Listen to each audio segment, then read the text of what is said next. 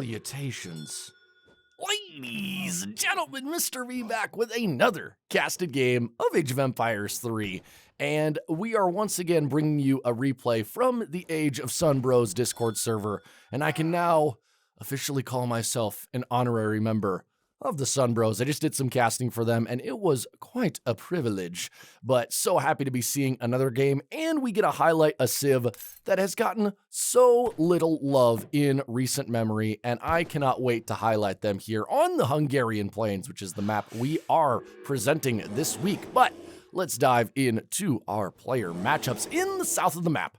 Playing in the color red as the civilization of India, we have GideonAI, who picked up 1 wood treasure and now picking up another 45 wood. Going to be a very excellent pickup for India, of course, as their settlers do cost wood. And in the north of the map, playing in the color blue as the Germans, we have Grandwolf, who is getting down his market and his hunting dogs very early, going to be getting that before the 1:30 mark. Nice job by Wolf, though he is going to have to chop. No, he will not have to chop for a house. Getting that house down now. Almost forgot. Meanwhile, what are we going to be seeing from GideonAI here? Not a trading post, a native post going up. Ladies and gentlemen, we're seeing something a bit odd from India, which brings me to the point I've been wanting to make, and that is, I feel like India has just been criminally underrated lately. They are a civ that has fallen far from their glory days in the Asian Dynasties expansion, and it's really good to see players using them. I feel like the number of mains for India is so small.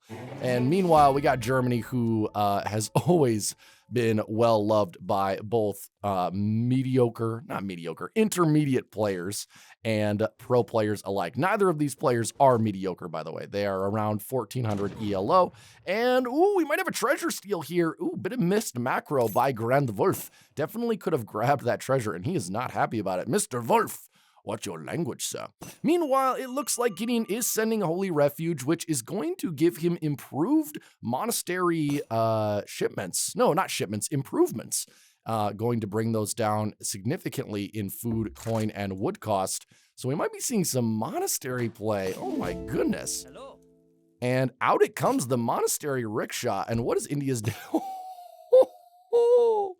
Look at that deck, ladies and gentlemen, as the players have a conversation about elephants. That is a sparse Age 2 deck. That Age 2 is going on its own hunger strike. Oh, that was terrible. But we have 700 coin, we have native learning, and we have atonement in Age 2, and then a ton of units in Age 3, and especially in Age 4. So many mercenaries. So, might be seeing an FF here from India, though he does have no villagers on his wonder. It is going to slow down his Taj Mahal quite a bit. Meanwhile, Germany's deck is looking quite standard. Cigar Roller's an interesting one, and the Irish Brigadiers is not one I see a ton for Germany, but it does work.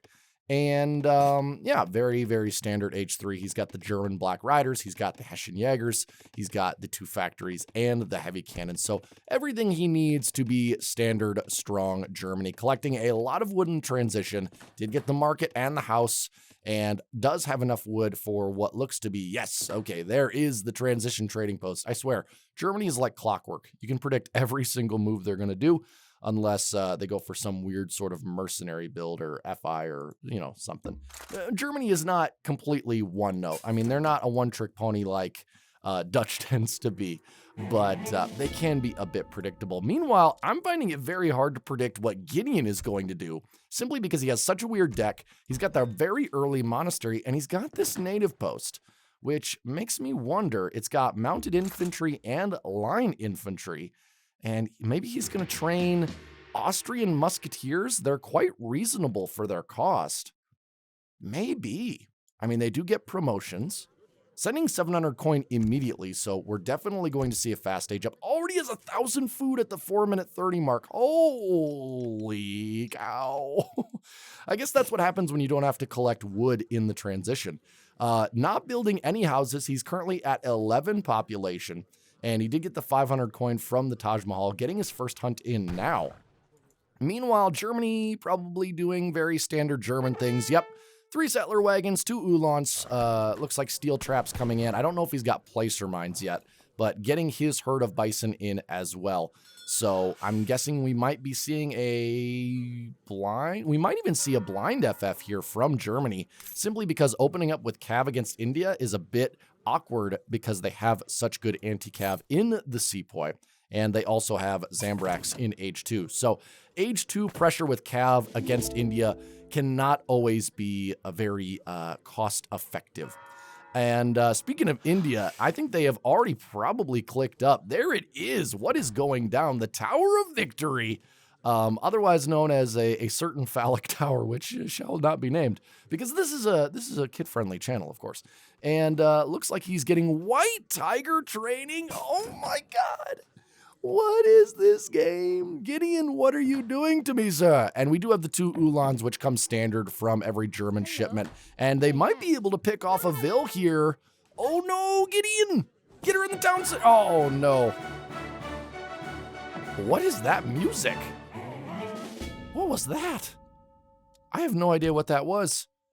Meanwhile, Gideon sending native learning, which is going to make his native improvements much cheaper, and going to drastically bring down what he can get from this native post. But I will admit, he has some pretty exposed Vils here. He does have the 1 Magyar Hussar, and starting to train white pet tigers. What in the world? What are these even good against?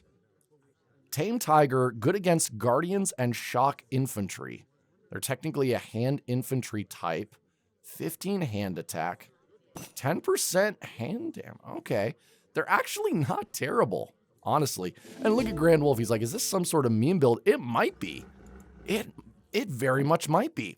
I don't know what Germany's going to do to kind of counter this. More white tigers are being trained, and they cost 120 food. They are purely food, so your macro is going to be really easy with this build. Just gather food, which on this map, having access to bison is actually quite easy. And look at the army of tigers we have here, ladies and gentlemen, and each one of them is named Wagner, whatever you want to call it, which doesn't sound very Indian to me now that I think about it. Sounds more German. Maybe these are betrayals. They left Deutschland. They escaped from a zoo and made their way to the Indian army, sieging the Tower of Victory, which is going to do precisely nothing. And Grand Wolf also getting up to Age 3 with the Marksman, so deciding to go for the slow age up. And I think Skirms, if they're kited effectively, that might be what he needs against all of these tigers. I don't know if this is going to be a very effective build, but it is certainly entertaining to watch. And that's really the important thing, isn't it? We do have to remember that Gideon always has access to the ceasefire ability if anything gets a little too hairy for him. And I wonder what the first shipment for both players in the third age is going to be. That is going to be quite telling. And especially for Grand Wolf, I think he's going to have to be the aggressor here.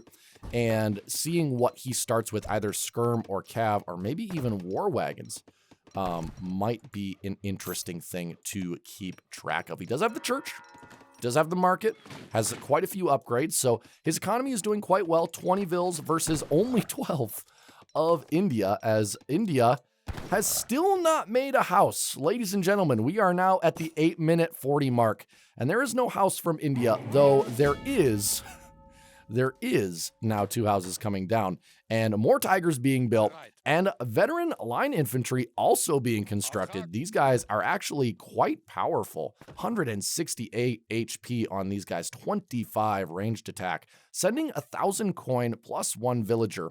So I don't know what India's plan here is. I don't know how effective these tigers are. I don't know, maybe he just really loves that song, Eye of the Tiger, and he wants to emulate it. But starting Skirm here for Germany, I think that's smart. Building 5, sending 8, and training more, along with War Wagons. And I like this from Germany. Now, I think he's going to have to do a very good job of kiting the tigers, because if the tigers get on those Skirms, I actually think they'll be very effective. They'll be similar to probably like a Rodella row, in the fact that they'll just attack very quickly and it'll be very hard to unsnare yourself from them. But in comes the army. We have 3 line infantry, a Magyar Hussar, and how many tigers do we got? We have 11 tigers at this point, ladies and gentlemen. We have a zoo. We have a freaking zoo. And here are our 2 zookeepers here. We've got Greg, and we've got Craig, and we've got Jeff. Greg, Craig, and Jeff. They are our 3 zookeepers. Meanwhile, their boss, Kevin, He's leading them, and the two Indian explorers watching on, they almost seem a bit baffled by what they're looking at. They're like, did we do this? Is this because of us? Is this our fault? Have we gone too far? Meanwhile, Grand Wolf getting a lot of war wagons out. And if I were to put my money on a fight, I would say that the German army looks much stronger. It's the much more traditional army. But I honestly don't know, because I don't know how strong these Tigers are. I don't know if they get on war wagons, will they be effective? Will they be able to take out Ulan? I mean, the veteran line infantry will certainly be very good, but they'll be weak to the skirms. And these two, we do have to remember, these two explorer elephants are at full HP, and they are very, very annoying in that first fight simply because they take so much damage and they're able to soak and they're able to snare your infantry because of their speed. But the Indian army, more likely the Indian petting zoo, moving out, and they have located the German army here. And these line infantry are actually quite good. Repentant Arquebusier coming out along with Repentant Jaegers and a mounted rifleman. We have a weird army here. We have Irish brigadiers, and here comes the Indian army. Ladies and gentlemen, we are about to see an engagement that I am almost sure none of you have seen before in your lives. We have skirm, we have war wagon, we have Ulan, and we also have Tigers, and we have Repentant Jaegers, we have veteran line infantry, we have a cannoneer, we have elephants, we have an arquebusier, and we have Magyar Hussar. Have you ever seen that composition in your life? The question is a weird one, and I'm sure the answer for most of you is no. And why not Howdahs, right? Add in some Howdahs, because I don't think our composition was varied enough. I think we needed more. Amalgamation coming in for Germany, a good upgrade. And India is at 14 Vils now. And he has sent the Howdahs, which are going to do very well against the Ulan. And now the skirmishers coming in. Can the Tigers get on? Nope, they are going to run away. It is not their time yet. It is not Eye of the Tiger. The music has not started playing. I would play the music over this video, but it would get copyrighted.